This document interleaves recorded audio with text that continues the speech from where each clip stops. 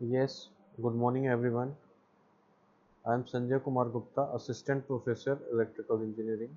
Also, I'm working in Training and Placement Department. And we are discussing electrical machine, which is Unit 2 DC machine. It is my 28th lecture. So let us start today's topic today.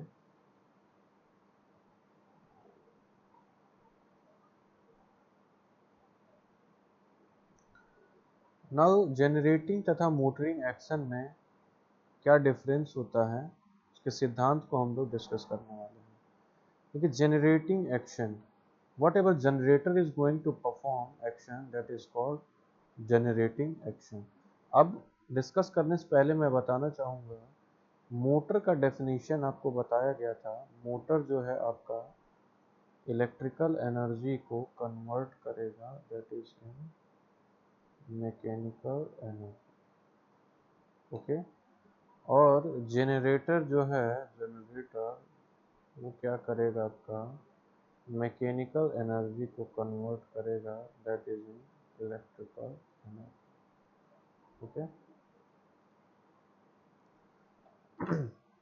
Now if I'm talking about generator action, तो generator action की जब हम बात करेंगे,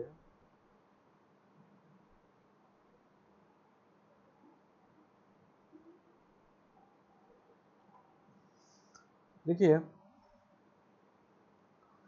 जब machine generator की तरह कार्य करती है, इस समय फील्ड एक्साइटेड होता है. फील्ड को एक्साइटेशन देंगे तो क्या होगा, जनरेटर की तरह वर्क करेगा. और आर्मेचर प्राइम मूवर से घूमता है. और आर्मेचर जो है हमारा प्राइम मूवर से घूमता है. आर्मेचर कॉइल मैग्नेटिक फील्ड में रोटेट करता है. आर्मेचर कॉइल रोटेटिंग फील्ड में, आर्मेचर कॉइल मैग्नेटिक फील्ड में रोटेट करता है और ईएमएफ इंड्यूस्ड होता है. और यह ईएमएफ आर्मेचर के टर्मिनल और ब्रश की सहायता से प्राप्त हो जाता है. फ्लेमिंग के दाएं हाथ के नियम के अनुसार आर्मेचर कंडक्टर में जनरेट होने वाला ईएमएफ का डायरेक्शन ज्ञात करता है. सो जनरेटिंग एक्शन की जब हम बात करेंगे, let us suppose if I'm talking about generator, so input will be mechanical energy and output will be electrical energy. And EMF जो induced होगा, direction which we are going to find out through the Fleming right hand rule.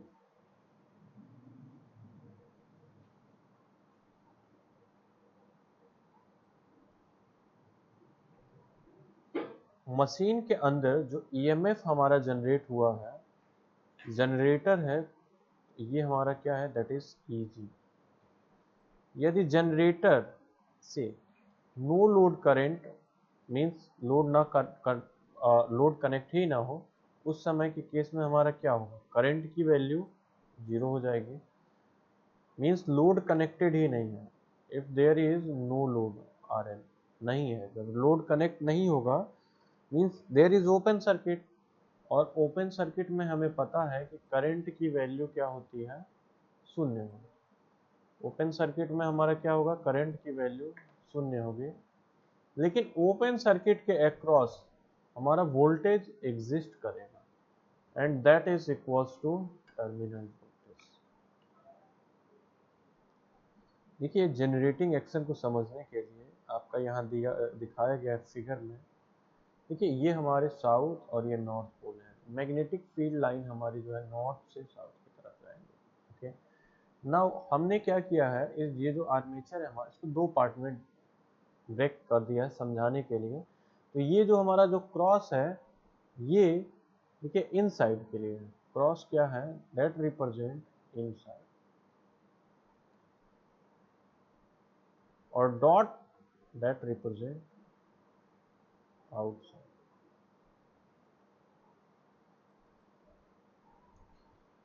देखिए half में coil इधर से इन होगी north pole से, and south pole से हमारी क्या होगी, आउटपुट, यानी कि निकलेगी। ठीक है, आइए देखते हैं।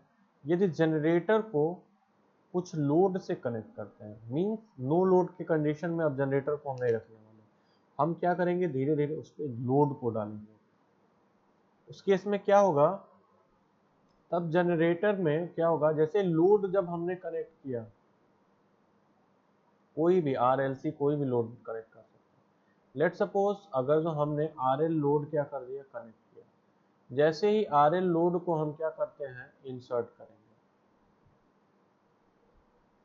जैसे ही इंसर्ट करेंगे तो आपका सर्किट क्लोज हो जाएगा। अब वी नो दैट जब सर्किट हमारा क्लोज हो जाएगा तो उसमें हमारी क्या होगी, एक विद्युत धारा प्रवाहित होगी, यानी करंट स्टार्ट फ्लोइंग। यह करंट वाइंडिंग की रेजिस्टेंस आरए से प्रवाहित जब होगी तो उसमें क्या होगा हमारा, देखिए जब करंट फ्लो हो रही है और ये रेजिस्टिव एलिमेंट है तो क्या होगा हमारा, इसमें आई स्क्वायर आर एक लॉस उत्पन्न, क्या होने वाला है, इसमें एक आई स्क्वायर आर हमारा लॉस उत्पन्न हो जाएगा। जबकि लोड में प्रवाहित करंट आई हो तो वोल्टेज का जो ड्रॉप है हमारा वो क्या हो जाएगा, आई आर। वोल्टेज ड्रॉप क्या होगा हमारा, आई आर होगा। इस प्रकार जनरेटर के टर्मिनल पे जो वोल्टेज मिलेगा, that is terminal voltage Vt equals to E minus I R है। और E की वैल्यू यहाँ से जब हम निकालेंगे पक्षांतर करके, E की value V plus I R है, यानी कि EV माइनस V जो है that is equals to I R. यदि लोड ना कनेक्ट हो तो करंट की वैल्यू क्या हो जाएगी, शून्य होगी, और करंट की वैल्यू शून्य जैसे ही ये हो गई तो आपका E इक्वल्स टू V, यानी कि आपका टर्मिनल वोल्टेज इक्वल्स टू हो जाएगा दैट इज ईएमएफ। ईएमएफ का फुल फॉर्म क्या होगा, इलेक्ट्रोमोटिव फोर्स, और इसकी यूनिट होगी that is volt.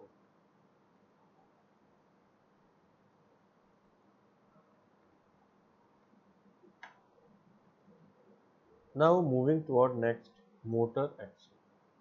I'm talking about motor action, जब मशीन से प्राइम मूवर नहीं जुड़ा होता है, मींस लोड नहीं जुड़ा हुआ, एंड डीसी सप्लाई से कनेक्ट कर देते हैं, तब क्या होगा, आर्मेचर के टर्मिनल पे जैसे ही वी सप्लाई देंगे तो आपका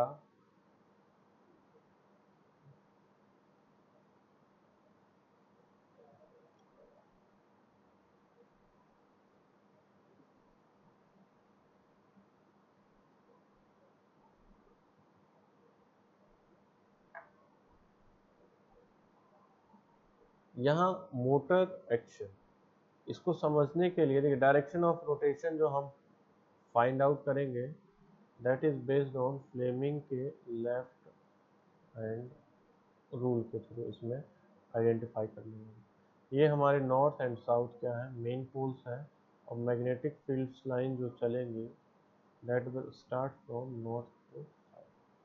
ये हमारे इधर से इन होंगे, इधर से आउट होंगे।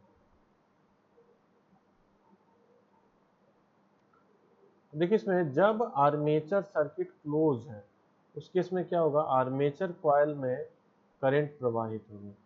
ये सर्किट क्लोज होगा तो करंट फ्लो होगी, और सर्किट क्लोज नहीं है तो हमारा उस केस में करंट फ्लो नहीं होगी लेकिन वोल्टेज एग्जिस्ट करेगा। इस समय मशीन में इलेक्ट्रोमैग्नेटिक एक्शन के कारण टार्क डेवलप होगा जो क्लॉकवाइज डायरेक्शन में लगेगा।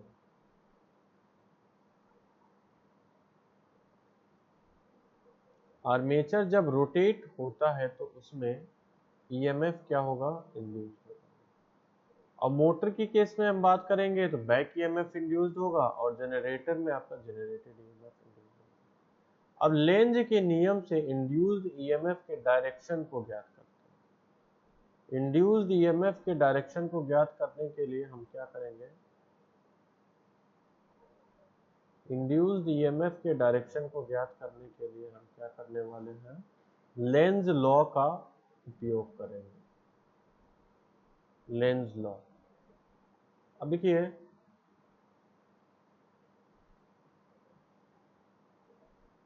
इस तरह मोटर में उत्पन्न हुए इंड्यूस्ड ईएमएफ को बैक ईएमएफ कहते हैं।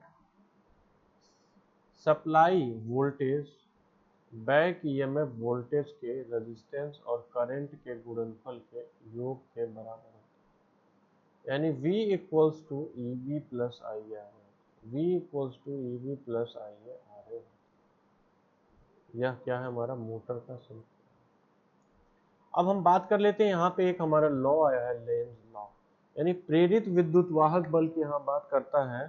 तो प्रेरित विद्युत वाहक बल उसका विरोध करेगा यानी अपोजिशन करेगा जिस कॉज से वो उत्पन्न हो रहा है, that is called Lenz law.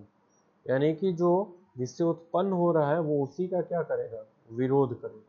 क्योंकि देखिए आपका जब सप्लाई वोल्टेज दे रहे हैं तो हमारा बैक ईएमएफ जनरेट हो रहा है, और ये बैक ईएमएफ क्या कर रहा है, बैक ईएमएफ मोटर में जो मेन सप्लाई है हमारा उसी का अपोज कर रहा है। और इसका जो डायरेक्शन हम फाइंड आउट करने वाले हैं किससे हम लोग करने वाले हैं, फ्लेमिंग के लेफ्ट हैंड रूल से in case of motor.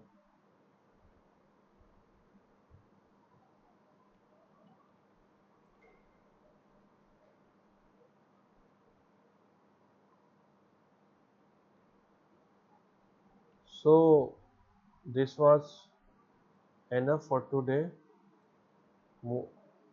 Basically in this video we have discussed about the motor and generator action, that how EMF is induced in case of motor and in case of generator, and Fleming left hand rule is used for motoring action